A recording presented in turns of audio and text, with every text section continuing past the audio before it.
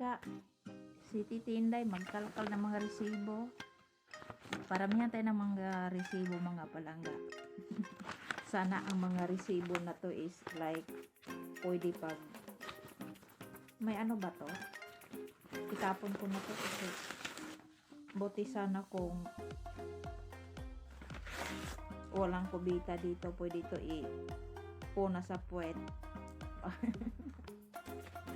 Ang dami na sanang pera, no? Ito lang naipon ko mga palangga. Resibo. Diyos ko po. Ang daming resibo mga palangga ko.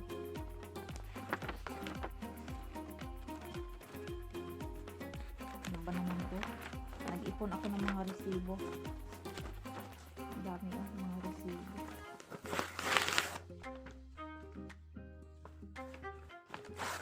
Kung pwede lang sana ipa-refund or yung magsabi na mag-refund kami ng kung sino yung pinakamarami na nagpadala sa Pilipinas through Western Union. Ayan. Kasi ever since na nandito ako sa Taiwan,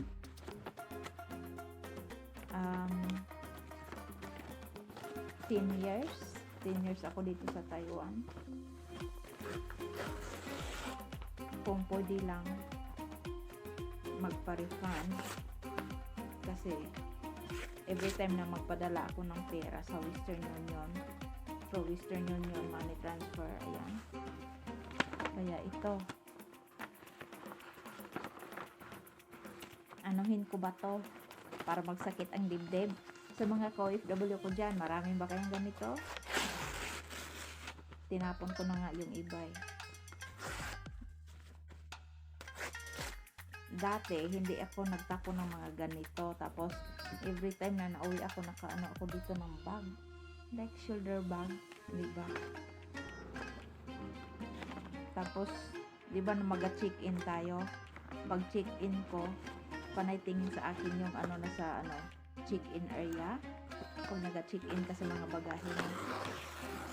Kasi, nahawakan yung bag ko. Kala na siguro, ang daming pera nitong babae na to. Anong pera ka dyan? O, diba? Kasi, like, hindi ako nagtapon ng mga ganito.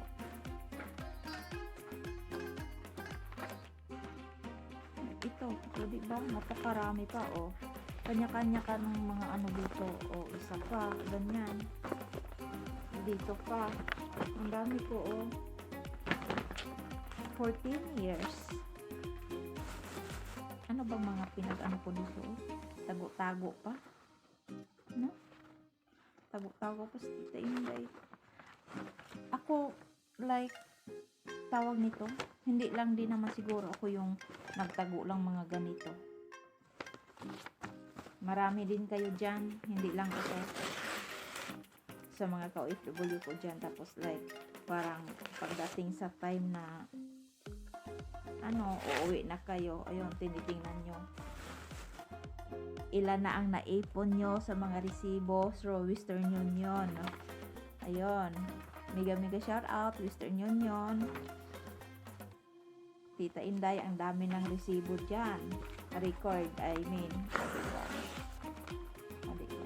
Ako talaga from Western Union.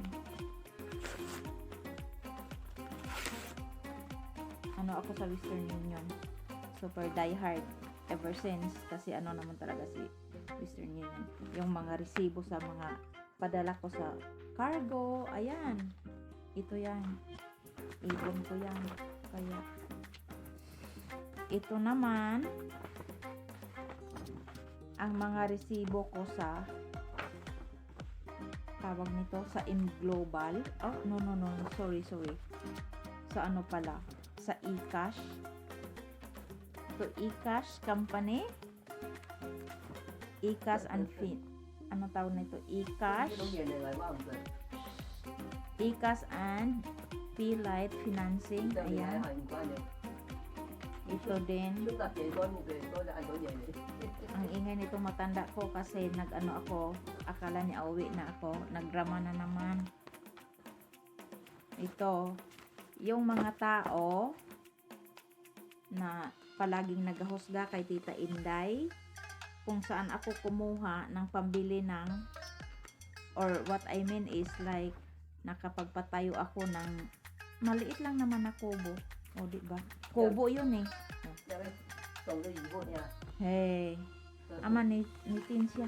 Uyat siyang naho. Tapos ayun, sabi nila saan daw ako nagkuha ng pera. Alam niyo naman marami mga baser-baser sa mga kapitbahay. Yun yung palaging magsabi na saan daw ako kumuha ng pera o ba't daw ako napagpatayo na ganyan. Marami akong binubuhay, andyan si mama, si papa, o nagbigay sa anak kahit hindi ka naman kalakihan, may mga kapatid like tulong-tulong ganyan. Tapos magkano lang sweldo ko dito, nakapagpatayo pa ng kubo na yun, bato. O ibig na sabihin natin hindi yun kubo, bato na bahay o bahay, pero sa akin kubo lang yun. Tapos sabihin nila na saan daw ako kumuha ng pera, maliit lang sahod ko. Ito, ihampas ko to sa inyo. Nang galaitin na si Tita Inday. Ito, marami akong record. Ayan, mga record ko yan sa sa eCash and P-Light Financing Incorporation. Ano to, like sa bangko. Marami akong dito, mga resibo kung saan ako nag-utang. Kasi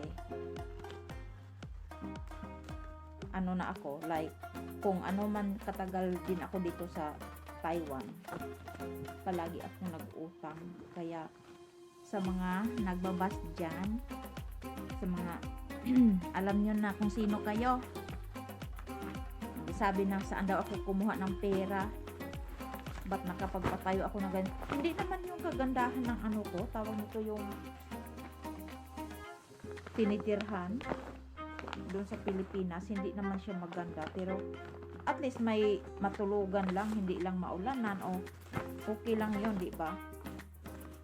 Kaya ayan, global, o di ba? Dito ako nangutang sa eCash. To siya sa bangko, dito ako nangutang. Kaya yung palaging sa akin na, lalo na pag nung time na nakauwi ako sa Pilipinas, like nauwi ako 2016, last ko na uwi. Tapos like after a month, ayun, nakapagpatrabaho ako, patrabaho dun sa kubo. Ang sabi kaagad, hala, kababalik lang niya dun sa Taiwan. Saan siya kumuha ng pera? Kababalik nga lang. Tapos nung time na umuwi siya, wala pa siyang dalang pera. Tapos ngayon, hindi man lang nag-isang taon or months pa lang siya nakabalik doon. Ba't daw siya ng paggawa ng bahay? Saan daw ako kumuha? O di ba? Mga chismos. O di ba? Yun. Ang sarap hampasin ng mga yung mga resibo. Tapos palagi daw akong nalabas, nagalandi-landi. Ano ba naman yun? Kung alam nyo lang yung, kaya sa mga tao na palaging nag-ausga sa akin, pasensya na kayo. Hindi ako matamaan sa mga nyo kasi may mga resibo ako dito.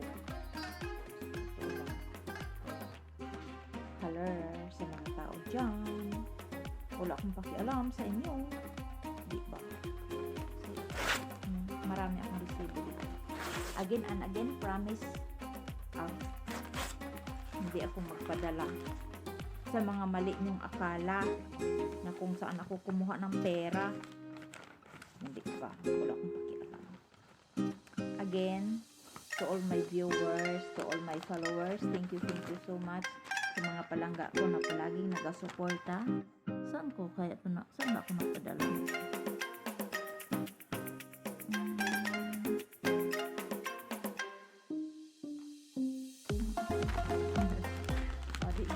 Nalito si Tita Inday. Again, thank you so much mga palangga, Tita Inday. Love you guys. I hope everyone na ako kayo sa Tita Inday. Basta sa mga ko dyan.